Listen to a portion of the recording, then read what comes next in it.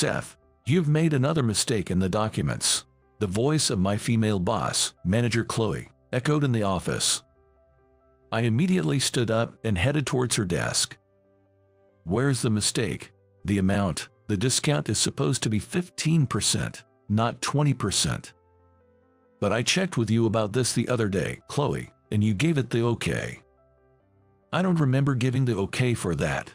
Don't blame your mistake on me. Correct it right away.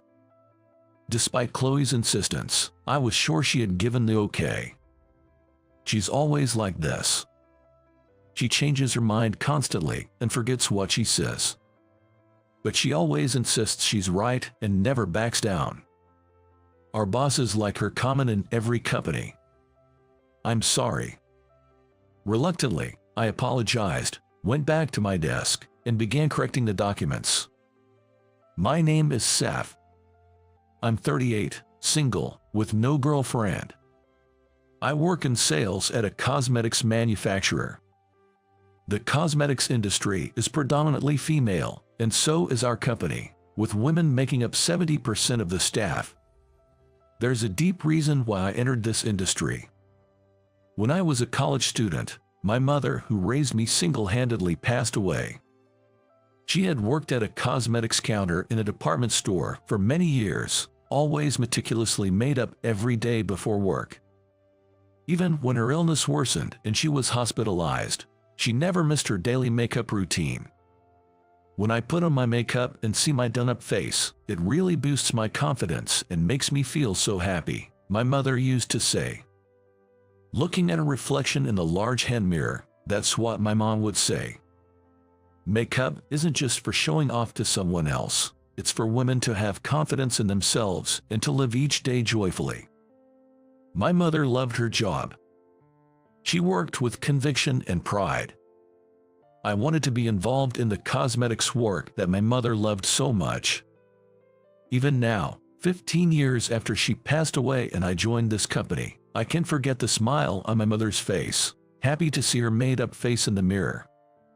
Just as my mother said, I want to help many people enjoy makeup. That's what I think about as I work. The job is fulfilling and fun, but my manager Chloe has always been a thorn in my side. She is 42, 4 years my senior, and had been in a different department up until 3 months ago when a personnel transfer made her my supervisor. Since then, she's taken every chance to scold me, sometimes even with a mean spirit. She's married and likes to poke fun at me for being single. It's concerning to be single at 38. Do you have a personality defect or something? She said to me once. That's none of your business and quite rude, don't you think? I retorted, but she wouldn't listen. What's that tone? I'm just stating facts. Are you talking back to your boss? I was just dumbfounded by her audacity. One night, like always, Chloe ordered me to work overtime, and I was left alone in the office late into the night. The work she dumped on me was voluminous, and it was deep into the night before I knew it, with the last train almost due. Oh no, it's so late. I can't stay here all night. I need to get home before the trains stop. In a rush, I closed up the office and headed to the nearest station. When did it start raining? Good thing I brought my fold-up umbrella. With my umbrella up, I hurried to the station and bumped into someone at the ticket gate. Sorry. No, my fault, I'm sorry, the woman I bumped into replied. The person I bumped into was a woman in her 30s, wearing a suit, drenched from head to toe.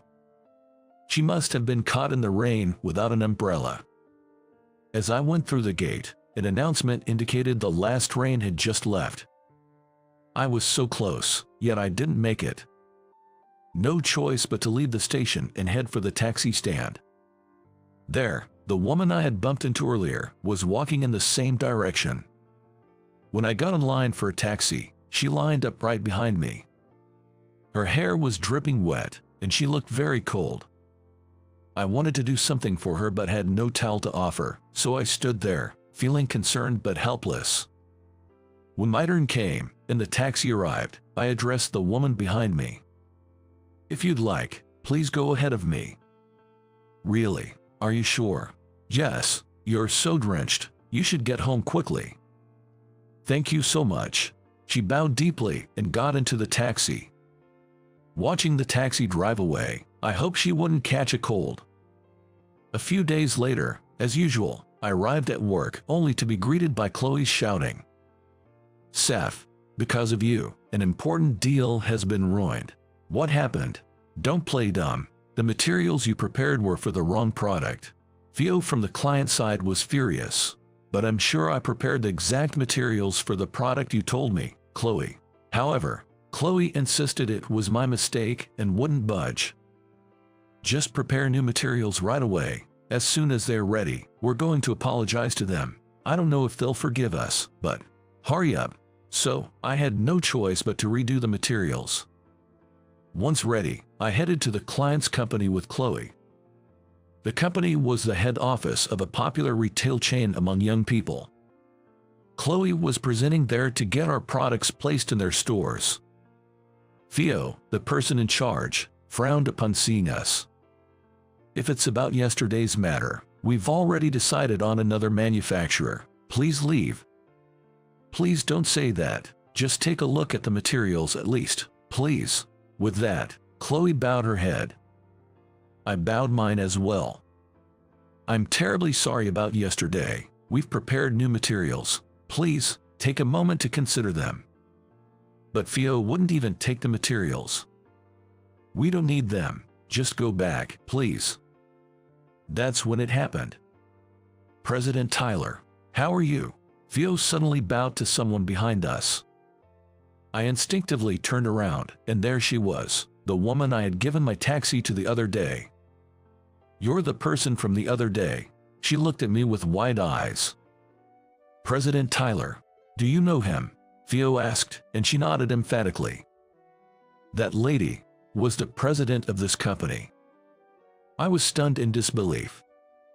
"This gentleman helped me out when I was in a lot of trouble," she said, looking at me again. Do you have a moment to spare?" she asked.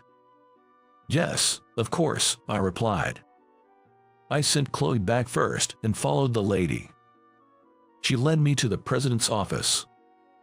"Please come in," she invited me in. That's when she formally introduced herself. "I'm Hannah Tyler and the president of this company," she said.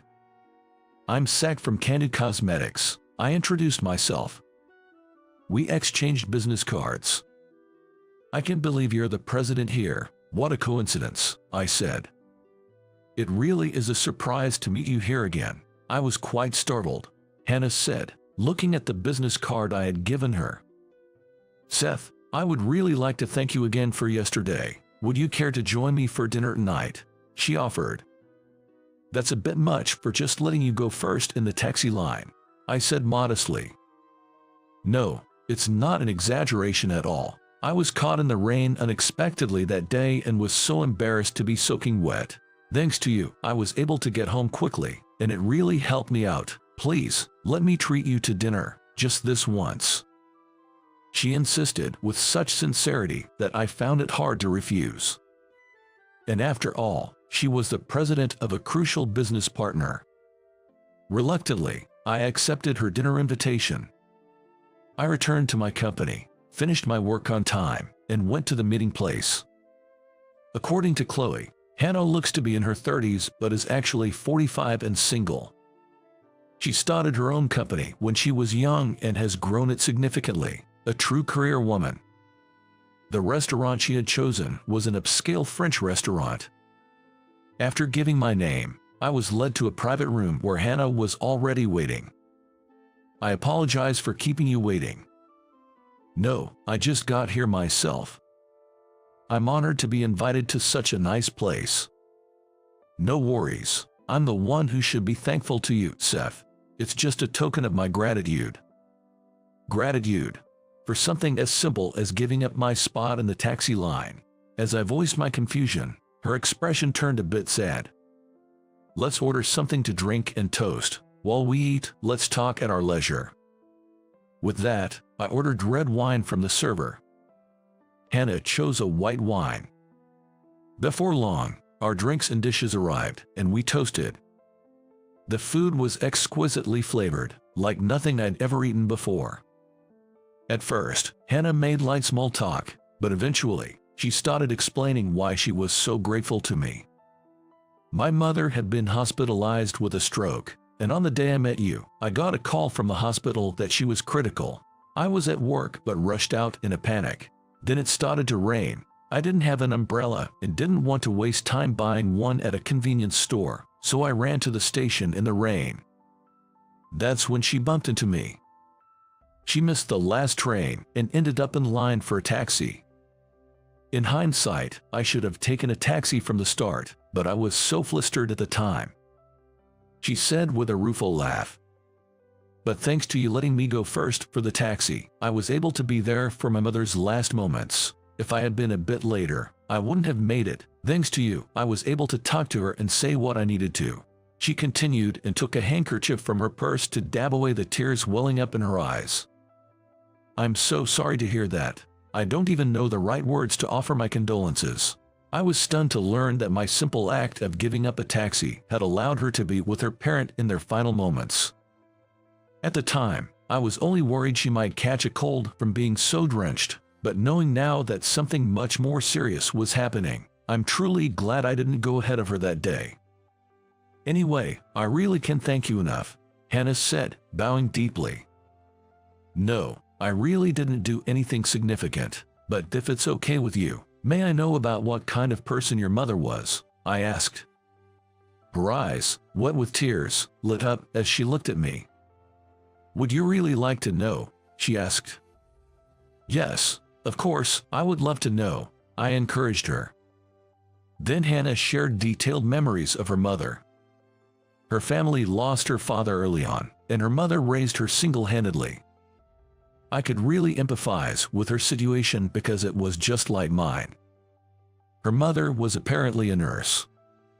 She would wake up early every day to make breakfast and lunch, and despite being tired after returning from work, she would still make dinner and take care of all the household chores like cleaning and laundry. As a child, she said she never saw her mother rest. Even on days when her mother felt unwell, she would take medicine and persevere. Seeing her mother's dedication, she was inspired to earn money and give her mother a comfortable life.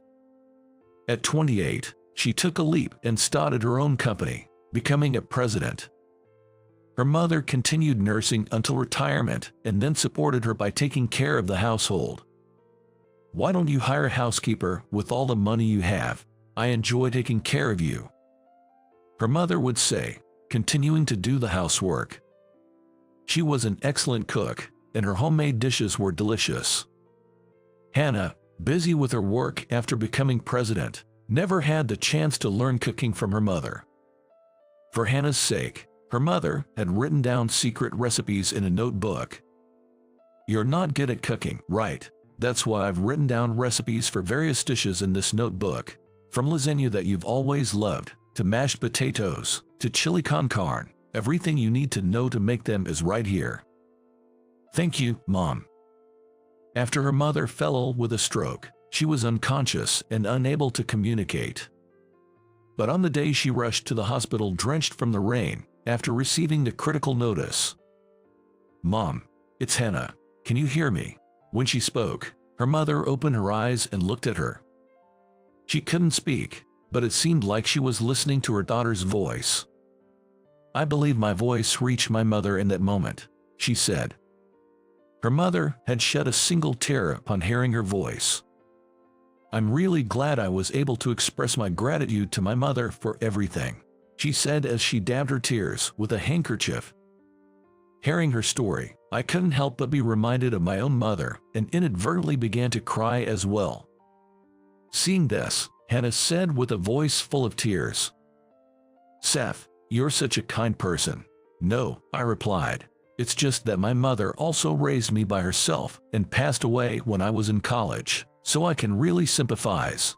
Is that so? Please, tell me about your mother as well, she encouraged. Encouraged by her, I talked about my own mother. She listened empathetically. Then she said, Seth, I'd really like to stock your company's products in our stores. But Theo said he's already decided on another company. I can make space for it. That's within the president's discretion. Oh, but this isn't mixing personal with business. Actually, I've been personally interested in your products for a while. Could we talk about your cosmetics another time? Really? Thank you so much. This is how I managed to secure a new contract. And since it's with a popular chain store, it's bound to significantly boost our sales. When I later reported this to Chloe, she looked frustrated and said, "Seth, you did better than I expected." After that, Hannah and I went out to eat together several times, and we hit it off and started dating. She is 7 years older than me, but you wouldn't know it from her youthful beauty. She's a bit strong-willed, but also has a kind heart. I fell for her completely. And 6 months after we started dating, I gathered my courage and proposed to her. Of course, she said yes. When I handed the wedding invitation to Chloe, she was so shocked her eyes nearly popped out.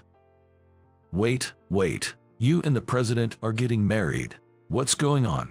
I didn't ask Chloe to give a speech at the wedding because I wasn't sure what she would say, so I asked the department head, Thomas, instead. Throughout the wedding, Chloe had a look of disbelief, and I couldn't help but laugh. Later, I transferred to my wife's company, became the head of the cosmetics division, and worked on developing collaboration products with famous manufacturers. Fate works in mysterious ways, and as I reflect on this, I continue to enjoy every moment with my wife. I'm really sorry for always being a nuisance. Thank you for being my partner all this time. A note left on the desk. That was the beginning of everything. My name is Jaden. I'm 30 years old. I work in the editorial department of a publishing company. I married my colleague Amy 3 years ago, and we're the so-called dinks, dual income, no kids. Work and personal life are fulfilling. We had a good marriage, no complaints, or so I thought. One day, out of the blue, Amy left a divorce paper and a note and walked out of the house. There was no particular fight or any memory of blaming my wife. I was completely at a loss as to why she wanted a divorce. Going back in time a bit, I met Amy during the new employee training at work.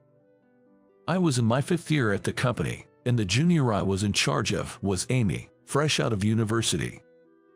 "Hello, I'm Amy. Nice to meet you." I was a bit worried about her being excessively cheerful and giggling without reason. As expected, she wasn't all that into her job. Moreover, she was clumsy and made many mistakes, the epitome of a newbie who just couldn't get it right. Even though it was tough, I decided to make her a proper worker. I need to get a handle on her characteristics. So I started observing Amy closely. She was the type to answer questions before they were fully asked and then make mistakes. But Amy was earnest in everything she did and took on even the most troublesome tasks seriously. Just her presence in the office brightened the atmosphere. She was always smiling and never missed a greeting, and before I knew it, she became the idol of the workplace. Despite being her senior, I ended up learning from Amy. Being able to do your job isn't the only thing you need as a working adult. Being the kind of person others think, "I wouldn't mind helping them," is also an important quality. Using her charm and communication skills, Amy gradually transformed into a capable worker. Working with her and guiding her passionately, I realized I was drawn to her. I didn't want to mix work with my personal life. I spent a year being a thorough mentor to Amy, drilling her in the ABCs of an editor. Then, the day I was no longer her mentor, I asked her out for a meal, under the guise of a celebration for the end of her new employee training. "Is it okay, Jaden? This place is famous. It's even been featured in magazines, right?" Amy looked around worriedly. For a celebration, the place was obviously too extravagant. I cheerfully reassured her. "It's on me today. It's a reward for your hard work this past year, so I went all out." With that, Amy smiled with relief. Even when being treated, she worries about the other person's financial situation. I liked that about her. We enjoyed a full course of famous French cuisine while talking about work. A tipsy Amy with her cheeks slightly pink was so cute it made my heart skip. After the dessert was brought out, as she was about to take a bite with a smile, I said, "To be honest, the whole celebration thing was just an excuse to ask you out. I want to ask you out for real, not just as senior and junior." Amy was gaping with her mouth wide open. Maybe it was no good. Just when I was about to get discouraged, Amy suddenly burst out laughing. "Of course, it's okay. Thank goodness, my 1-year-long unrequited love has finally paid off." Amy's response nearly knocked me over. What an honest person she is. I found myself laughing along, feeling somehow relieved. For some reason, her boundless cheerfulness was my salvation. I was glad she was my partner. Even after we started dating, I kept thinking that. The serious and nervous me, and the bright and impatient Amy. If you add me together and divide by 2, we're perfect. So, please marry me. That's how I proposed to her. Amy, crying tears of joy, happily accepted, and we made it to marriage without a hitch. Even after marriage, Amy was like a runaway train. She'd acted on her desires and, without consulting me, immediately put her decisions into action. She'd suddenly decide on a trip, or I'd come home to find a new pet. I'd give her a smile, but gradually I learned to put a stop to Amy's antics. I could mostly understand what she was thinking, and preemptively stop her from doing something rash. You could say I was the husband who acted as a stopper. Amy would puff up her cheeks and say, "I'm not a child anymore. Can you not check up on every little thing I do? It's like you're my guardian, Jaden." She'd retort like that. Every time we had an exchange like a comedic duo, I savored the happiness of being with Amy. And yet, what on earth is this divorce paper and note on the table? This time, I just couldn't understand Amy's feelings. Moreover, she had sent in her resignation to our workplace. I felt a rush of anger. I immediately grabbed my cell phone. I kept calling, but she didn't answer. I hurriedly contacted Amy's parents' house, but it seems she hasn't returned there. Amy's mom, sounding apologetic, handled my call. "I'm really sorry, but since we hadn't heard from her either, we don't know what to do." That was true. Once Amy had made up her mind, blaming someone wouldn't change the outcome. In the end, without being able to have a conversation with Amy, I reluctantly submitted the divorce papers 3 months later. It was a bitter decision, persuaded by both my parents and Amy's. 5 years after the divorce from Amy, I became a divorced office worker and threw myself into my editorial work more than ever. Well, it was the only way to distract myself from the loneliness. I was tasked with creating a tourist guide for each state, which took me on a business trip to Napa Valley in California where Amy's folks live. It was a busy day. I was running around all day with interviews and meetings, and before I knew it, it was evening. After bidding farewell to the interview crew, I began to walk through the bustling night streets. Now that I think about it, I hadn't visited Napa Valley since the divorce from Amy. For some reason, I was hit with a wave of nostalgia and found myself enjoying a leisurely stroll, taking in the ambience around the main station area. That's when it happened. I saw a mom pulling along a little kid. I was gazing absent-mindedly when a shock hit me, and I blurted out without thinking, "Amy, isn't that Amy?" I found myself sneaking peeks at her from a distance, blending into the crowd. Sure enough, it was Amy. And thanks to the kid throwing a fuss, Amy didn't seem to notice me at all. She passed by me while talking to the kid. Watching her, I felt my pride being shredded to pieces. Dark emotions began to swirl inside me. I had struggled so much with the divorce, and yet there was Amy, seemingly remarried and living happily. It had been 5 years, but still. I was honestly shocked at how deeply I was still affected. I thought I had moved on from Amy. Realizing I still harbored feelings for her was painful. But Amy had moved on, started a new life without me. I had to keep telling myself that, trying to force acceptance. Sadly, it just wasn't my place anymore. As I was finally coming to terms with it and about to leave. That instant, "Mommy, Daddy's here," I heard a child's adorable voice and instinctively turned around. There stood Amy with a surprised expression. We both just stood there, unable to move. I couldn't shake off the word "daddy" from my head. Amy remained silent, looking uncomfortable. I found myself blurting out, "Hey, long time no see, you look well. If you've got a minute, I suggested we go to a diner nearby to talk." Amy nodded. Then I spoke to the child. His name is apparently Joshua. A lively little boy, by the looks of it. We went into a nearby diner and initially exchanged updates about our lives, making small talk though it was awkward. After a while, I confronted Amy with the question that had always bugged me. Why did we even end up divorcing? I can't think of any reason. Amy looked uncomfortable but seemed to make up her mind. Taking a deep breath, she began. "There's something I never got to tell you." My heart was pounding as I waited for her to continue. What could have driven Amy to leave so suddenly? What had I done?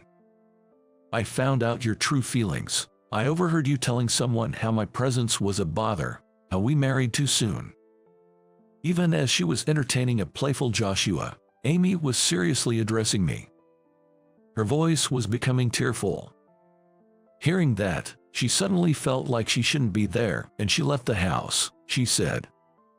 I listened intently to Amy's story, but for a moment, I was completely taken aback. I had no recollection of saying such a thing. Did I ever say something I didn't mean? Even when I asked if she might have mistaken me for someone else, she just shook her head. As I was deep in thought, arms crossed, it hit me. Maybe, I've got it. It was that time. I stood up, my voice echoing in the diner. No, it's all a misunderstanding, Amy. I started to explain the situation to a confused Amy in rapid fire. That was about a fictional story for work. You must have overheard and got the wrong idea. You know that Tom from my college days is a writer, right? Amy's expression changed as if she finally caught on, her hand over her mouth. I began to explain Tom's situation. He was trying to be a novelist while working. A man juggling 2 careers. So he often came crying to me, a professional in writing, seeking advice. That day, 5 years ago, Tom was stuck on a story he was submitting for a literary award and called me. Please, don't tell Amy I called. I believe she knows one of the judges professionally. What do you honestly think of my work? I gave him advice impulsively. The protagonist's mindset about considering divorce isn't well captured. If it were me, I'd say I'm frustrated with my wife's presence. Maybe we married too soon. To dig deeper, otherwise, the following text won't be tight enough. Tom wanted to keep the content private, so I deliberately moved to the bedroom to discuss it. Little did I know that at that moment, Amy had come to retrieve something she'd forgotten. She'd overheard my advice and completely misunderstood. After 5 years, I came to learn this shocking truth. Amy's absent-mindedness was both exasperating and laughable.